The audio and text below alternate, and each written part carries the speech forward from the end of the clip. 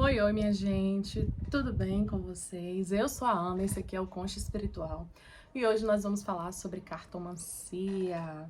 Isso aí, essa energia, essa ciência que eu considero uma ciência, ou pelo menos uma pseudociência, né? E que traz pra mim, dentro do meu entendimento, da minha forma de jogo, essa gama de oráculos, de evidências, de magias, de culturas, de entendimento com a espiritualidade.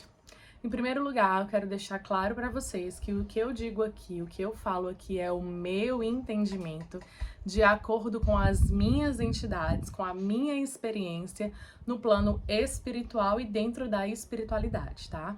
Eu falo da cartomancia como fui ensinada pela minha pombogira cigana e eu vejo a cartomancia como um universo de magia, de misticismo, de ciência, né? Esse universo que expande a minha consciência, a nossa consciência, para entender esse macro, né? Que é o nosso universo, que é o todo. Em primeiro lugar, eu quero deixar claro também que tudo que eu vou falar aqui para vocês, pelo menos dentro dessa parte espiritual, são as minhas experiências com a senhora pombogira cigana e com outros guias espirituais que também circulam e passam aqui na minha mesa. Também de acordo com a minha mediunidade, eu tenho muita facilidade em visualizar, em conversar com entidades, né? Principalmente dentro do meu jogo, tá? Então vamos lá, gente. O que é a cartomancia? O que é que diferencia uma cartomante de uma taróloga, né? De uma oraculista? O que é isso? Primeiro, eu quero que vocês analisem um contexto. Hoje eu noto que é muito mais divulgado, né? Essa profissão de taróloga, de cartomante, disso, esse entendimento, porque de fato não tem como separar o profissional do que nós somos. Sendo seres espirituais e buscando alcançar a prosperidade como um todo, logicamente, quando a gente já está trabalhando com o que a gente gosta, a gente compreende isso como um propósito e não é mais um trabalho. Passa a ser o seu propósito que também te traz aquele retorno financeiro, naturalmente, né? E aí o que acontece? Eu vejo que hoje é muito mais fácil você se declarar taróloga, se declarar cartomante, se compreender nessa consciência do que antigamente. A gente sabe que tudo que é fora do comum, né? Tudo que é fora do padrão que a sociedade pede era perseguido, né? Era destruído, era caçado, enfim. Não era diferente com as cartomantes, não eram diferentes com os místicos, com os ciganos, né? Com todo esse povo que gostava e caminhava por essa outra margem social, que não comungava com aquela crença dogmática que foi ali imposta para a sociedade, certo? Então analisem esse contexto. Quando eu ouço falar de cartomantes, eu sempre escuto que a cartomante ela tem um estereótipo. Ou ela é muito velha, muito ruim, feia, quase aquela bruxona, que é o mesmo arquétipo da bruxa, né?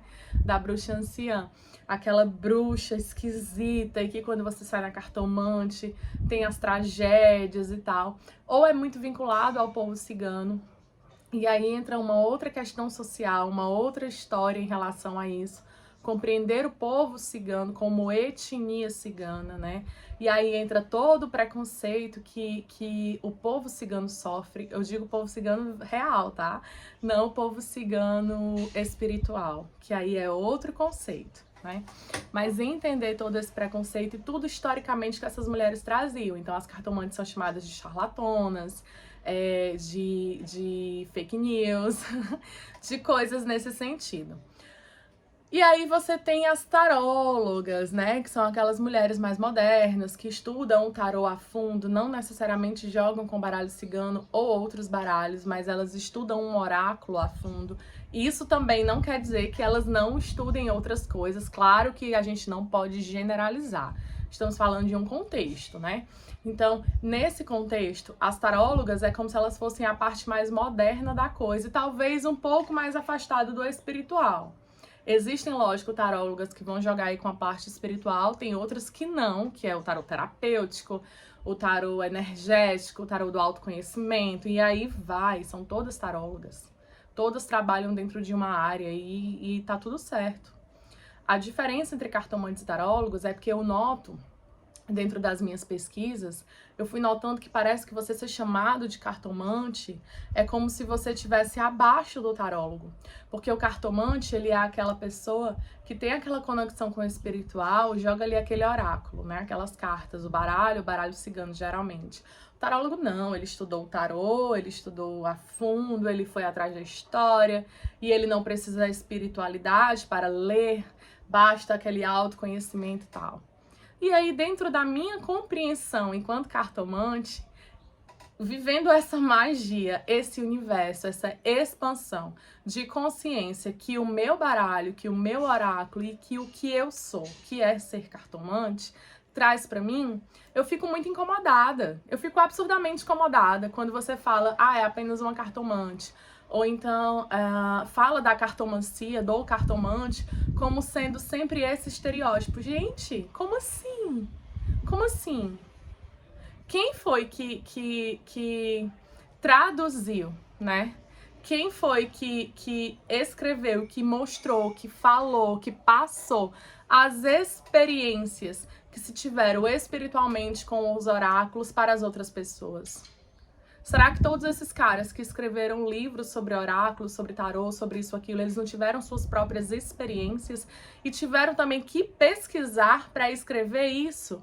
E aí essa galera que lá no início de tudo começou a mostrar isso aí, a traduzir isso aí, vocês acham que essas cartomantes, elas não tinham a ciência com a espiritualidade para estar falando isso, para estar traduzindo isso?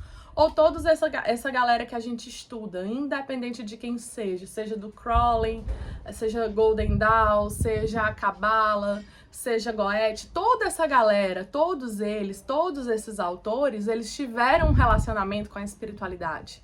Seja de busca espiritual, seja de vivência espiritual, seja de compreensão macro. O fato é que não tem como separar a espiritualidade do que se é. Então, por que que aquelas mulheres, aqueles antigos magos, aquelas bruxas, aquelas cartomantes são sempre tão pejorizadas? Se é a partir da história delas que a gente tem essa história mais elitizada. Eu não entendo o motivo disso. Então, eu sou cartomante, me compreendo como cartomante, vou trazer para vocês o oráculo, o que a cartomancia é. Eu vou explicar e ensinar de acordo com o que eu aprendi, de acordo com o que eu ensino no meu curso, né? O baralho de ouro da cigana, onde eu vou te trazer os oráculos, tanto o tarô quanto o baralho cigano, e trago a magia que a cartomancia me exige, a magia que a cartomancia me pede, porque a cartomancia, ela é uma ciência. A cartomante, ela é uma boca, né? Como eu falo para a cigana, eu sou uma boca. Eu sou a pessoa que traduz aquilo da espiritualidade com um oráculo para uma outra pessoa. Eu sou uma resposta. Sempre falo que quando a pessoa ela vem jogar comigo, ou quando ela vem jogar com qualquer pessoa, ela tá buscando uma resposta. Ela quer saber de alguma coisa, ela quer saber de uma dúvida, ela quer saber de uma coisa que perturba o juízo dela, ela quer saber o motivo da vida dela tá uma merda. Ela quer saber todas essas coisas. Ela vai atrás de respostas.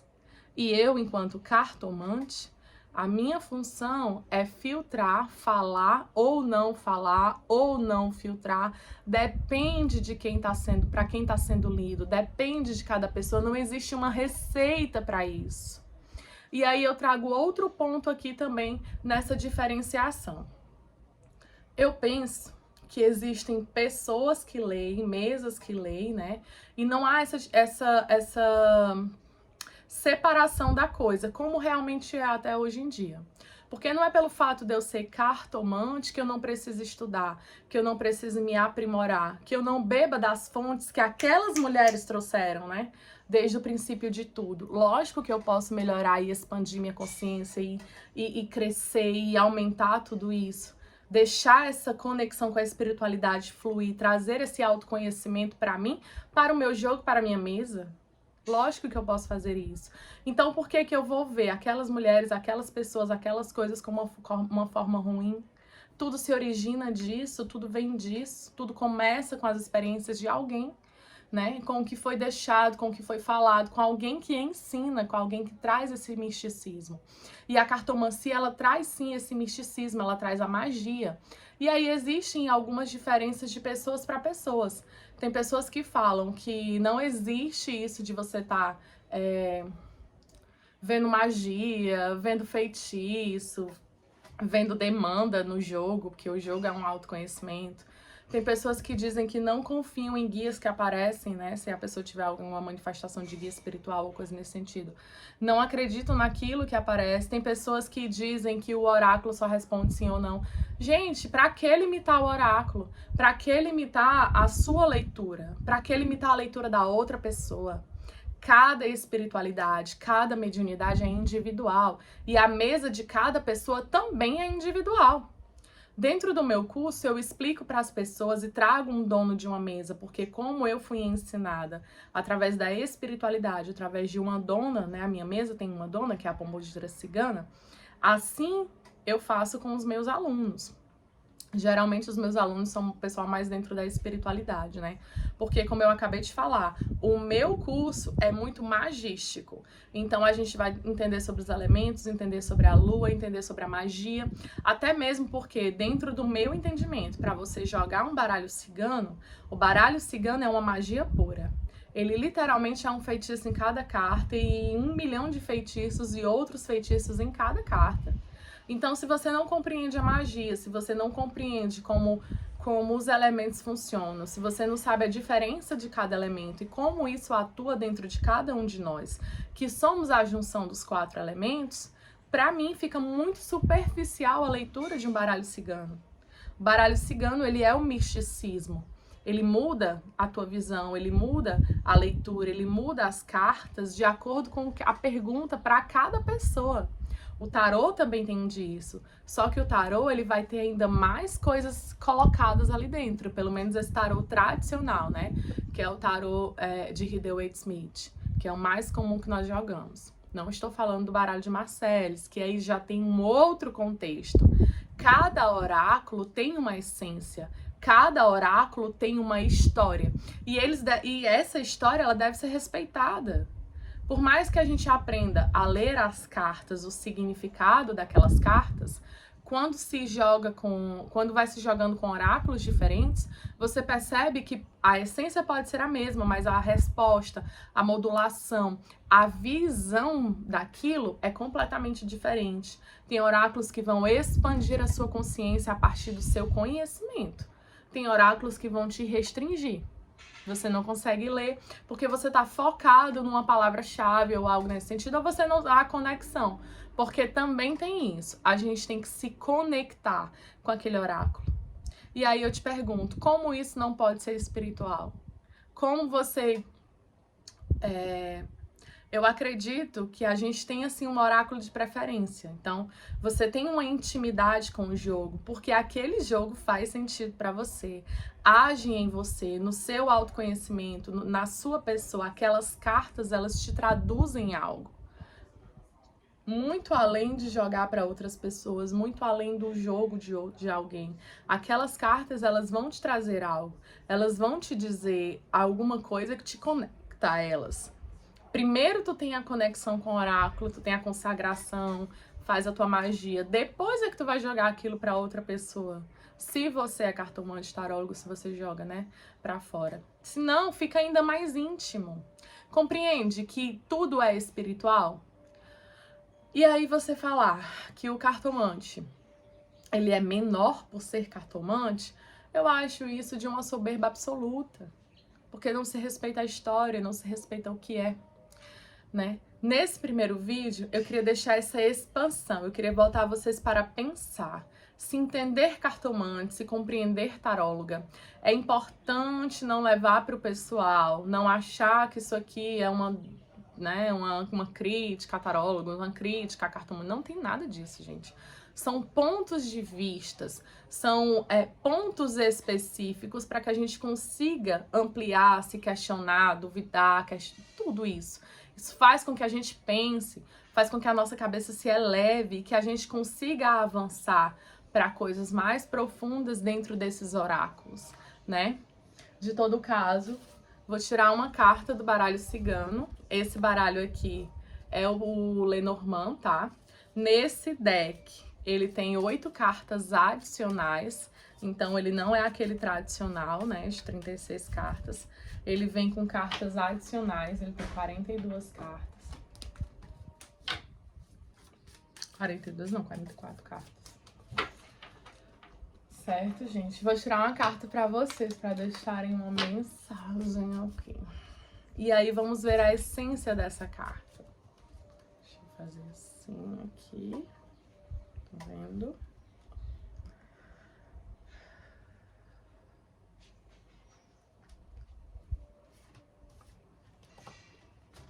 As corujas.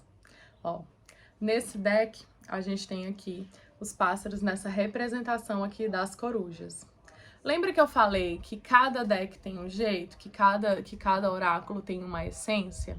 A gente sabe que a carta dos pássaros no baralho cigano, elas podem falar sobre novo, sobre mudança, sobre alçar voos, sobre prisões, né? Sobre limitações que a gente coloca nas nossas próprias asas. A gente sabe que tem esse consenso geral da carta. Mas aí a gente pega um oráculo que traz corujas, que traz lua, que traz árvores, né?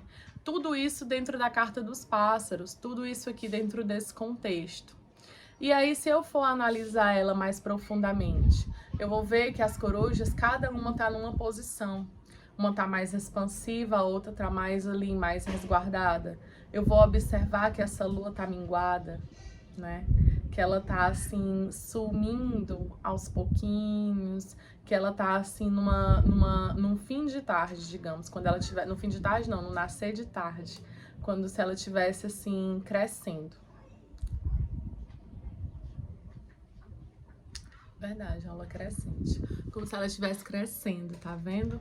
Tá vendo como o oráculo nos conduz de acordo com o que ele é? De acordo com a essência dele, ele vai falar da forma que ele deseja, por mais que a nossa interpretação seja diferente. É bem isso, é bem assim. E aí essas corujas, minha gente, ela tá aqui, uma mais fechadinha, uma mais concentrada. Você pode estar falando de desejo de mudança, de vontade de fazer coisas diferentes, de se jogar, e ainda assim tá muito presa aos medos, às limitações, a essa noite. A carta pede para que você deixe crescer, para que você deixe a noite virar, para que o dia nasça na frente e você possa alçar voos, sair dessa zona de conforto, sair desse galho aqui que tu julga totalmente seguro, mas de que faz com que tu não se mexa, que tu fique aí olhando a vida passar. Essa essência, essa carta, ela literalmente fala sobre mudanças, fala sobre essa vontade de ganhar o mundo, de ganhar voos. E quando a gente fala de ganhar o mundo, leve para dentro de você. Seja vontade de mudar de emprego, de viajar, de separar, de arrumar alguém. Enfim, é a sua mudança, é você sair desse galho, é você abrir essas asas e se jogar. É a sua mudança, é a sua essência. E esse oráculo aqui, ele é mais noite, ele é mais denso. Então a leitura fica mais fechada, mesmo tendo uma essência única, que é a carta dos pássaros. Vocês compreendem isso? A cigana fala que a gente precisa respeitar o oráculo da forma que ele é, na essência que ele tem, respeitando esse espírito. Ela diz que cada carta, seja do baralho cigano, seja do tarô, é um espírito, é uma essência, é uma egrégora. Se você faz magia com essa carta, se você faz meditação com essa carta, se você puxa a energia dessa carta como um arquétipo, ela se torna uma egrégora, ela se torna uma força. A gente pode fazer magia para pessoas, fazer magia de coisas com isso, sabe? E aí, como não utilizar essa energia para nós, para nossa transmutação, para nossa mudança? Esse é o recado que eu deixo para vocês nessa aula de hoje, minha gente.